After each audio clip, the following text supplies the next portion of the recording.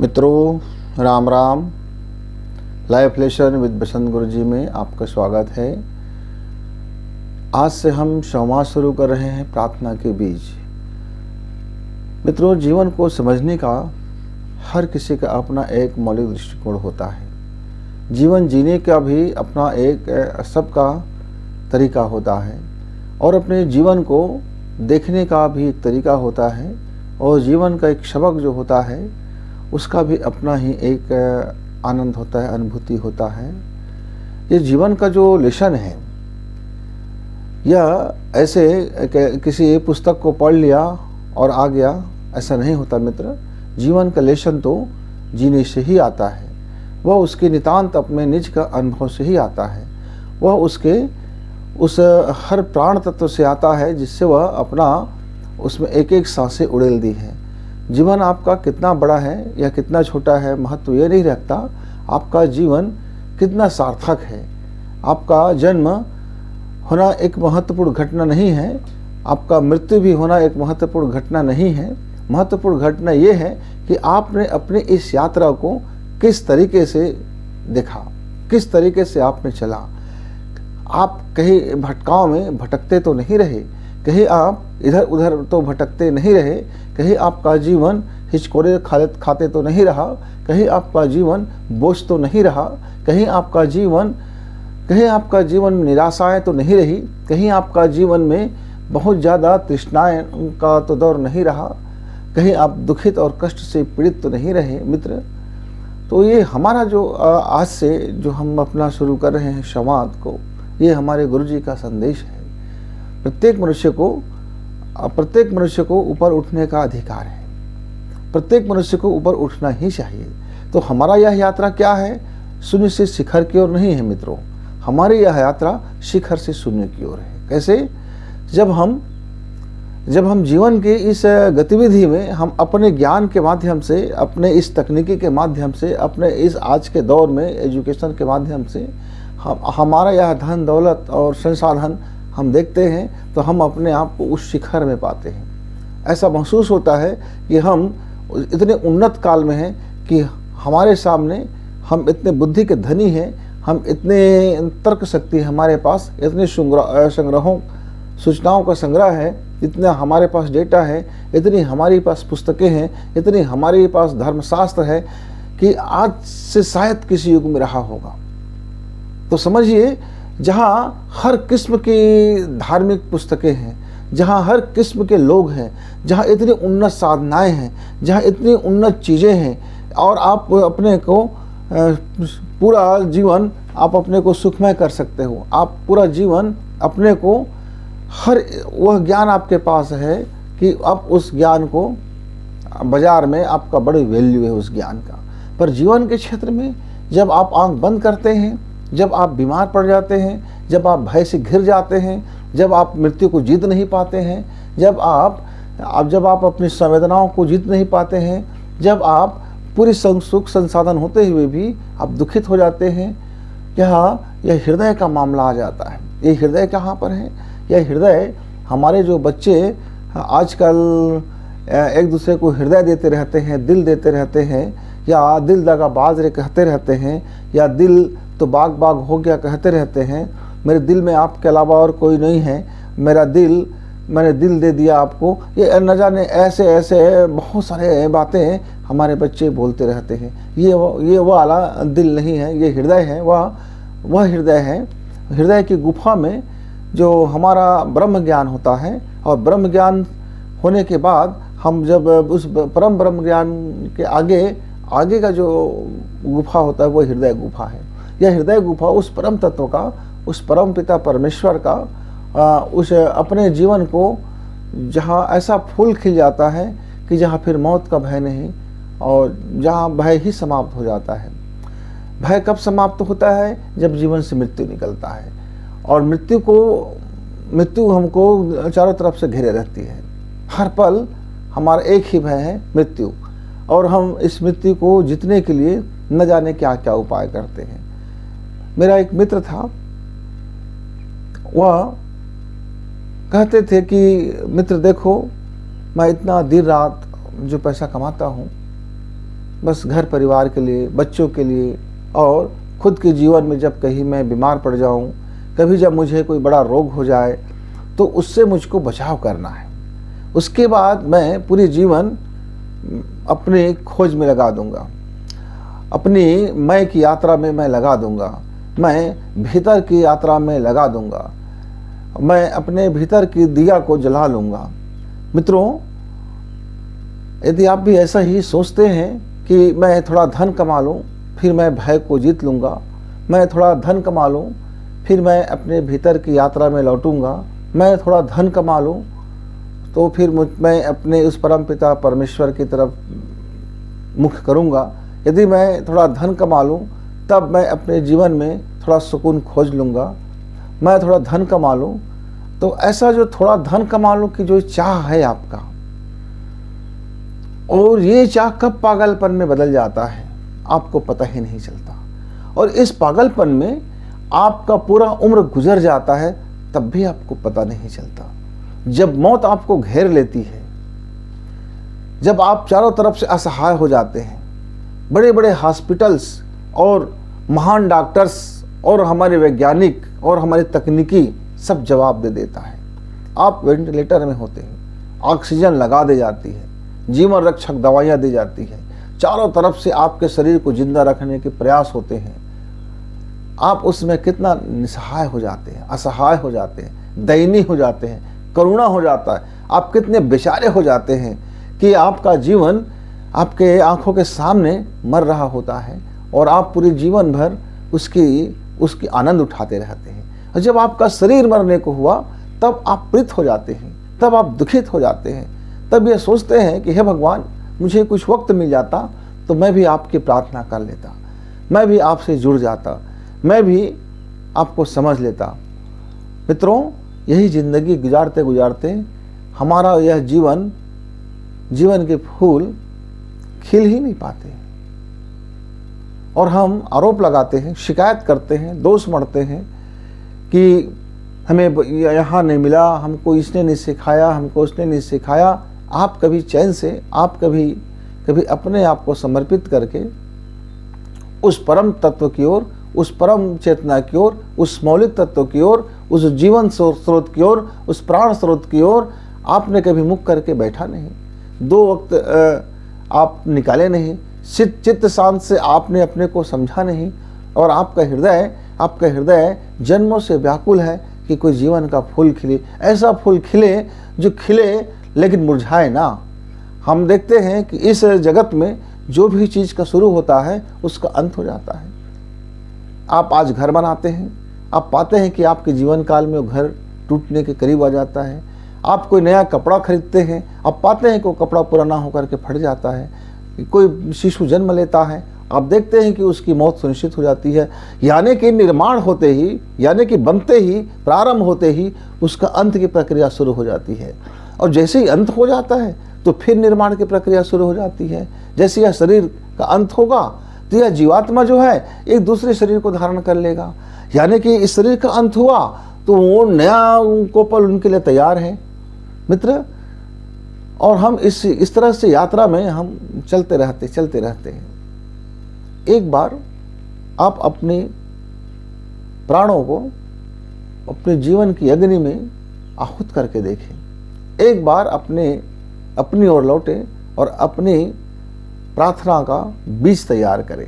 ये कहाँ बीज तैयार होगा? प्रार्थना के बीज वह ब्रह्म ज्ञान से, परम ब्रह्म तत्व से आगे की घटना है, जहाँ हृदय की गुफा है और उस गुफा में जीवन के फूल खिलते हैं। तो हमारी आज से यह यात्रा, उसी यात्रा में हम चलेंगे मित्र, कि ऐसा जीवन जो एक बार खिले तो मुरझाए ना, प्रारंभ तो हो पर अंतिम ना हो।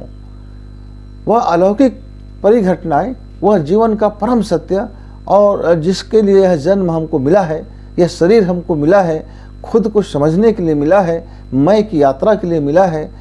मैं जरा देखूं तो सही कि मेरे भीतर है क्या, मैं हूँ कौन और मेरा उद्देश्य क्या है, मेरा यह जीवात्मा चाहता क्या है, मेरा यह आत्मा की खुराक क्या है, मेरी यह आत्मा की प्राण तत्व क्या है, मेरी यह आत्मा और मेरी यह जीवात्मा, मेरा यह मन इस शरीर को धारण करके क्यों खुशी से झूम उठा था, क्यों गर्व से उसका मस्तक ऊंचा हो उठा था, और क्या मैं अपने भय को जीत पाया, क्या मैं निर्भय हो पाया, क्या मैं अपने शांति को प्राप्त किया, क्या मैं अपने जीवन में आनंद को प्राप्त किया, क्या मैं अपने क्रोध को सही इस्तेमाल करना सीखा, क्या मैं अपने आँखों में ऐसा कोई स्वप्न है जो मेरे दिव्य स्वप्न जिसको हम कह सकते हैं, क्या मेरे जीवन में मुझे परम संतोष की उपलब्धि हुई, क्या मुझे संतोष हुआ कि मेरे जन्म जो है और मेरी मृत्यु जो है बड़ा अच्छा है कि मैंने जन्म लिया, यह बात का संतोष तो है। क्या मैं मरने से पहले,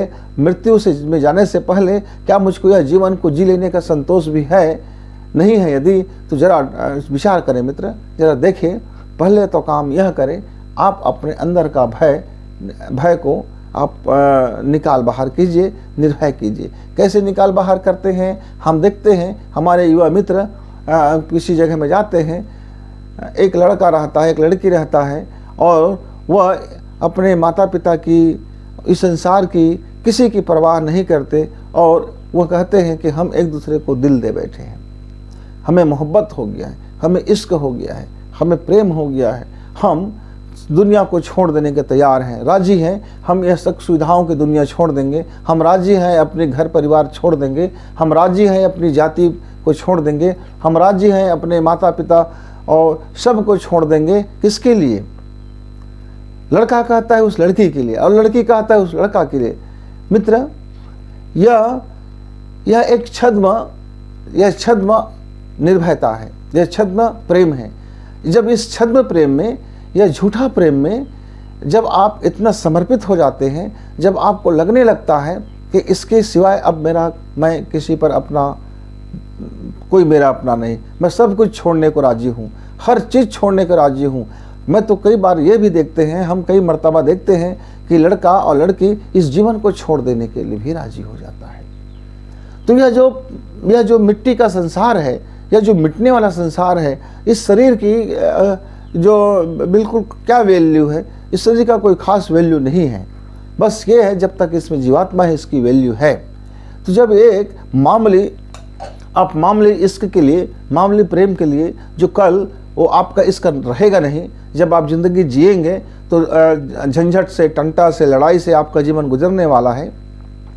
आपको जीवन की सच्चाई मालूम है, पर न जाने कहाँ आपका वह चला जाता है, आपका शुद्ध बुद्ध खो जाता है, आप अपने में रह नहीं जाते हो, आप कुछ भी आपको दिखाई नहीं देता है, यह संसार आपको दिखाई नहीं देता है, सिवाय आपको अपना इश्क और मोहब्बत की कुछ दिखाई नहीं देता है। मित्र, जब आप अपने भीतर की यात्रा में जब लौटेंगे, जब आप अपने से मिलेंगे, तब आपको यह इसकी वास्तविक स्वरूप आपको समझ में आएगा। जब एक लड़का एक लड़की की छद्म प्रेम में इतना अभिभूत कर देने वाला होता है कि पूरी दुनिया और संसार उसको नहीं दिखता, या पूरे दुनिया से वो लड़ने के लिए तैयार हो जाता है, पूरी दुनिया को एक मिनट में चुटकी बजाते ही वह पीछे मुड़ जाता है। तो मित्र, आप समझिए, आप जब भीतर की यात्रा में चलेंगे, आप अपने स्वरूप से जब मिलेंगे, जब आप अपने मैं से जब मिलेंगे, जब आपका मिलना अपने जीवन से होगा, जब आपके हृदय में, जब आपके जीवन के फूल खिलेंगे, तब भी पकड़े रहोगे इस संसार को। तब क्या आपको भय रहेगा इस संसार का, जन्म मृत्यु का? तब क्या आप भय से आक्रांत रहोगे? तब क्या आप साधन सुविधा को टटोलते रहोगे? जरा विचार कीजिए। यदि आपने कभी इश्क मोहब्बत नहीं किया है, आपने उस दौर से नहीं गुजरा है, तो जाइए। हमारे नौजवान मित्र शाम होते ही, दिन ढलते ही, दोपहर में, रात्रि में, न जाने कहाँ कहाँ, कैसे कैसे परिस्थितियों में एक दूसरे से मिलते हैं, कैसे कैसे कस्में वादे करते हैं, किस तरह से वह जीवन को जीते रहते हैं। जरा जा करके उनसे समझिए। वह एक छोटा सा वह जो प्रेम का झलक है, वह इस संसार में जो वो खोज रहा है, वह उस अंदर का प्रेम का झलक है जो अपने आप को बहका लेता है। वह समझ नहीं पाता है कि यह छद्म प्रेम है। मित्र, इस छद्म प्रेम में जब इतनी ताकत है, इतनी औकात है, सब कुछ छोड़ देने की साहस आप रखते हैं, तो आपका तो वह परम प्रेम से जब मिलन होगा, तब सोचिए कि परम प्रेम से जब मिलन होगा, तब आपके लिए क्या उपलब्धि होगा। मित्रों, प्रार्थना का बीज अपने हृदय में बोइए, प्रार्थना का बीज अपने विचार में लाइए, प्रार्थना का बीज अपने मन में लाइए, प्रार्थना का बीज अपने जीवन के रोम रोम में लाइए, प्रार्थना का बीज आपके हर सांसों में होगी, प्रार्थना का बीज आपके रग रग में होनी चाहिए, प्रार्थना का बीज आपके हृदय में ही नहीं, मस्तिष्क में, मन में, अन्नमय कोश में, विज्ञानमय कोश में, आनंदमय कोश में आपका प्रार्थना का बीज यदि पड़ेंगे, वह प्रार्थना का बीज जब पड़ेंगे तब जीवन का फूल अखवाएगा। मित्र, आप केवल घंटी हिला लेते हैं, एक अगरबत्तियाँ जला लेते हैं, या थोड़ी सजदा कर लेते हैं, या एक पुस्तक पढ़ लेते हैं, या कुछ दान दक्षिणा कर देते हैं, या कुछ आपके हिसाब से कुछ धार्मिक आयोजन कर लेते हैं, इससे यदि आप चाहते हैं कि आपका जीवन का वह फूल खिलेगा जो कभी ना मुरझाए, तो मित्र आप इस बाबत ज़रा सोचिए, कहीं आप गलती में तो जा रहे हैं, कहीं आपका रास्ता ज़रा गलत तो नहीं हो रहा है, कहीं आप छद्म में अपने को धोखा दिए तो नहीं फिर रहे हो, दुनिया को यह दिखाते फिर तो रहे हो कि आप बड़े उन्नत किस्म के व्यक्ति हैं, आप बड़े प्रगतिशील व्यक्ति हैं, आप बड़े समझदार व्यक्ति हैं, आप शानदार व्यक्ति हैं, आपके अंदर बड़ी धार्मिकता है। मित्रों, धार्मिकता होगी, अच्छी बात है, हम अध्यात्म की चर्चा कर रहे हैं, आपका जीवन का केंद्र अध्यात्म में हो।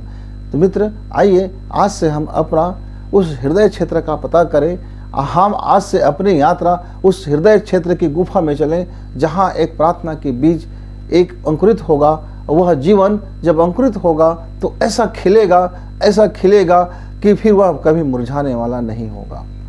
यह अद्भुत होगा, क्योंकि इस संसार में, इस मृत्यु लोक में जो भी जन्म लेता है हम उसको मरते हुए देखते हैं, और यह हमारा भय का कारण है। हमें तो यह मृत्यु चारों तरफ से घेरे रहती है, और इस मृत्यु के घेरे होने के कारण हम जीवन को भय से गुजारते रहते हैं, और उस मृत्यु से बचने के तमाम उपाय, तमाम संसाधन, तमाम चीज़ें करते रहते हैं, चाहे वो अगरबत्तियाँ जलाने का काम हो, चाहे घंटी बजाने का काम हो, चाहे सजदा करने का काम हो, चाहे अपने गुरु चरणों में अपने को समर्पित करने का काम हो। काम आपका डिजाइन कुछ भी हो सकता है, पर आपका मूल तो वही भय है, मृत्यु का भय, जिससे आप बचना चाहते हैं, लेकिन वो तो आपको दिन रात घेरे रहता है।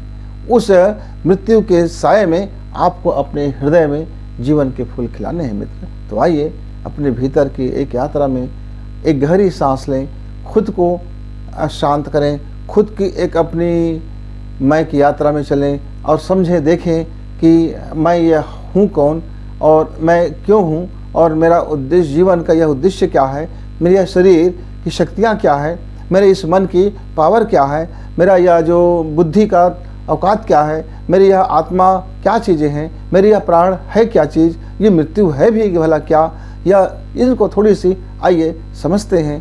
और आंख बंद करके आप इन प्रश्नों को जरा भीतर में आने दीजिए, भीतर में प्रवेश होने दीजिए। आंख बंद करके इन प्रश्नों को आप कीजिए। आंख बंद करके जब आप इन प्रश्नों को करेंगे, और आप जब जितना इच्छा हो, 1 मिनट, 2 मिनट, 10 मिनट, आधा घंटा, जितना इच्छा हो, आंख बंद करके इन प्रश्नों का उत्तर आपको स्वयं को तलाशना है। उधारी का उत्तर किसी काम का नहीं होता मित्र, उधारी का यह प्रकाश किसी काम का नहीं होता, उधारी की यह यात्रा किसी काम का नहीं होता। तो आपको आइए आज से हम स्वयं अपनी यात्रा में चलें, और हम देखें कि हमारी जो जीवन के फूल है कहाँ अटक गया है, कहाँ नहीं खिल पा रहा है। आप जरा आंख बंद करके इन प्रश्नों को जरा कीजिए, इनको जरा समझने की कोशिश कीजिए। आप जरा उनसे संवाद कीजिए, आप उनसे जरा मित्रता कीजिए, आप उनसे जरा बातचीत तो कीजिए, आप उनको जीवन में उतरने दीजिए मित्र। फिर आपके हृदय प्रदेश में, फिर आपके हृदय में वह जीवन के फूल खिलने में देर। तब तक के लिए आपसे विदा चाहते हैं। प्रणाम, नमस्कार, धन्यवाद।